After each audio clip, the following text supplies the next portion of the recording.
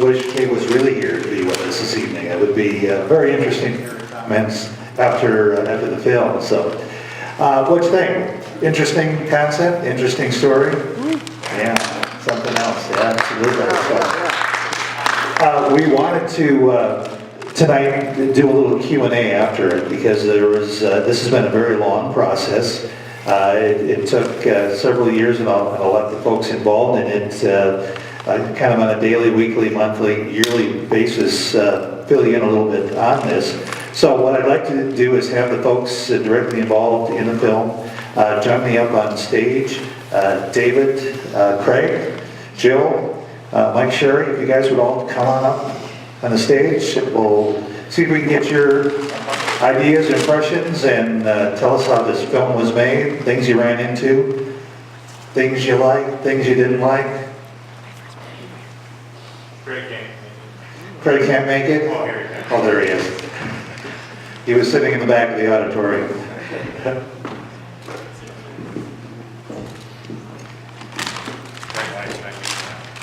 It is hard to see up here, isn't it? So, I think what I'll do is I'll probably just kind of hand the microphone to each of you. You've seen these three on screen. You haven't seen Mike Sherry except for out in the lobby there. He's our producer. So I'm just going to kind of pass this out. Introduce yourself. Give us a quick rundown on what you did with the movie, and then we'll go into some questions. Mike? Okay. Again, I'm Mike Sherry. I'm the producers with David and Craig. It was an interesting concept that we had on this from David. He kind of wrote the story on it. What was unique about it is the fact that it did take a while for us to make this because we had to go out to LA twice, Kansas City, and of course in the Twin Cities. So it did take a long time to put this together. And of course we had different crews we were working with. So you probably saw a little difference in the coloration and things like that, different cameras we were using.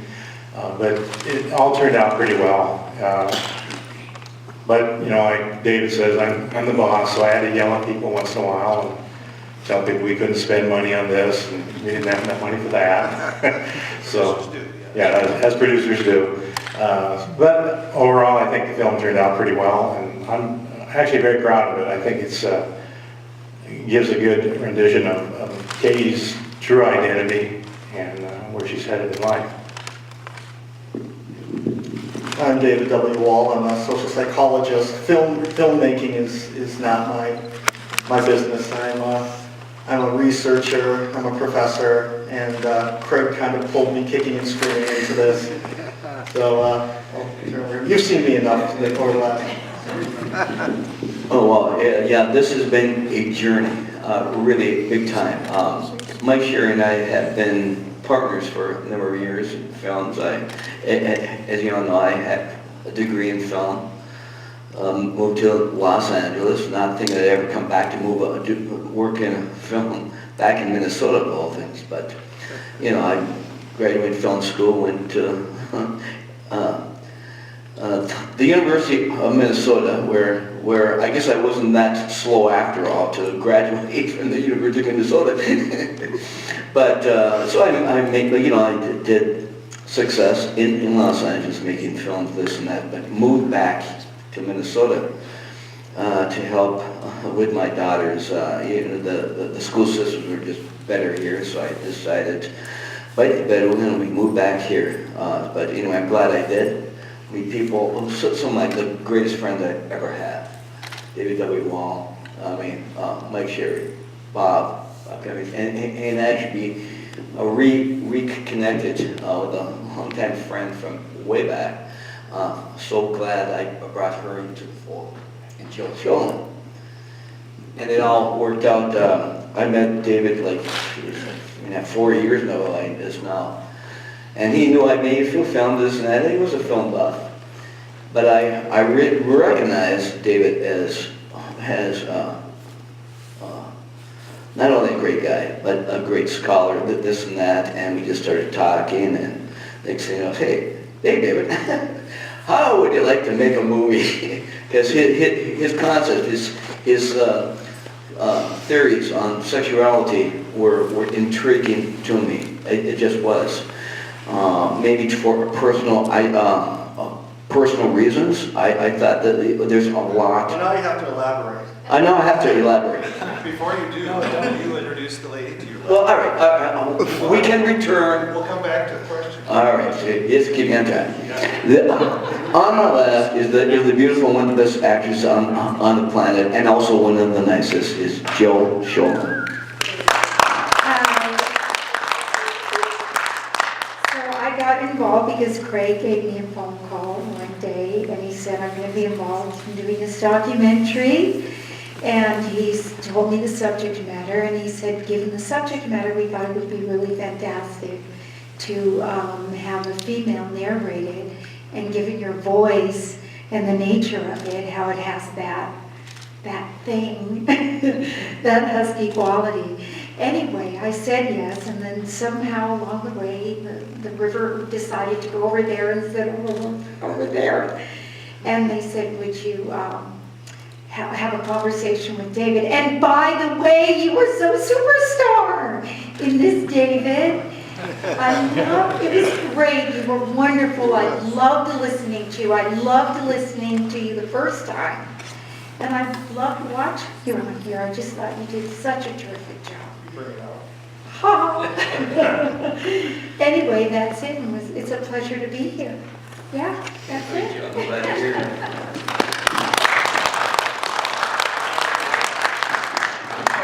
My question is, how did this all come apart? Yeah, it was a long journey. Anything that any film we've ever attended, Lord knows, even what we're working on now, Jill, I saw, on upcoming things, takes forever. Even my early film, Microwave Massacre, took forever from the concept. The difficulty here, and not really difficult, but that David and I, we clicked, and he had a great story. And I said, well, let's present the story. I think we were talking about what you worked with at League of UN, we couldn't really do it, get into that, something like that. When I met Craig, I was doing a theoretical perspective for the United Nations in Geneva, Switzerland, and he wanted to do a documentary on that. And it was confidential, so I told him you can't, because it would be 90 minutes of me saying I can't talk about that, and that would be a really horrible idea. So that's why he asked me if I had any other ideas, and I said, I do, and that's what you saw tonight. Yeah, and we conceived the story between us, and then obviously my company with Mike Sherry, also our LA partner David Bond, who you see as associate producer, and of course Bob Cummings. So we decided, well, let's just do it. And it did. It took a lot of, like Jill says, rivers. Something like this, especially a documentary, it's not just your typical script where, boom, we write a script and in 1 month you shoot the whole film. It's not like that at all. And so we helped start raising money. And one of the good things I did learn from my previous films, once you start a start date, and you have a little bit of money, you said, well, we're in production, let's just do it. Right, Mike? That's exactly what we did. With a little bit of funds already did it. Well, I think it was I did call Jill. She was one of the first people involved in this. And it's true, narrator, she was going to originally, but things do change during the course of film. But she's a brilliant interviewer. Obviously, she's on her feet, so we picked the right person. We picked, everyone was the right people in this. Well, you couldn't have done a better casting. They played themselves, but what a cast. And it was genius, and we went we set the whole thing. Our first shoot was in March of 2015. Through help in people we have on the West Coast, we set a little crew together. We got the studio for a film friend of mine, Mark Earl. Got a great little tiny crew. Jim Coates, we liked one of the best documentary guys I know on the planet. He just worked on hundreds and hundreds of documentaries. And it was a good price. So that always helps when you have one of the best, and he knows the confines of a budget like we had.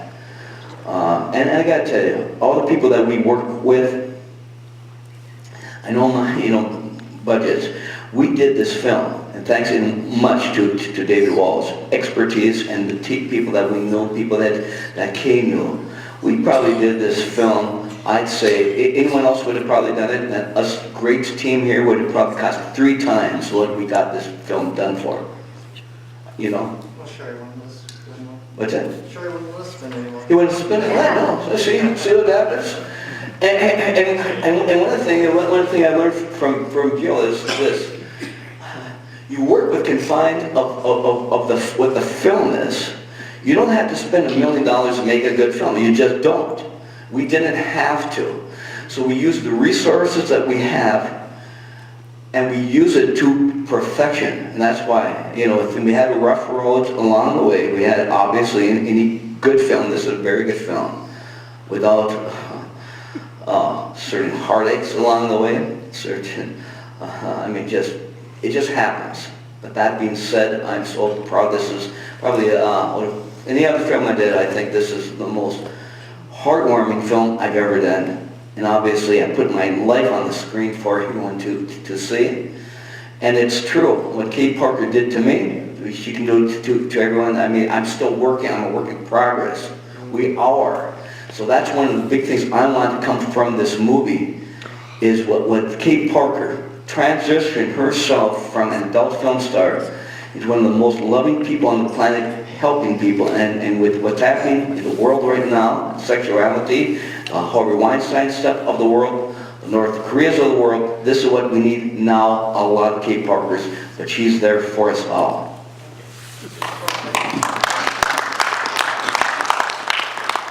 I just want to say, the film actually cuts off before the ending. There is an in memoriam that I wanted to bring up at the end of the film. Bill Margold died after I interviewed him for this. What you see is his last interview. It was very, very shortly after this that we lost him. So I just wanted to bring that up, since the film did cut out. We did have a little in memoriam afterwards. Well, thank you, guys. I thought I'd take a minute here and maybe turn it over to the audience. Anybody have specific questions for anybody on the stage this evening? Oh, way in the back. Way in the back. You never did a wrap around on whether or not the pen and the Paul were sexual. I did. You kind of did, but I was... Okay, well, first of all, what do you think?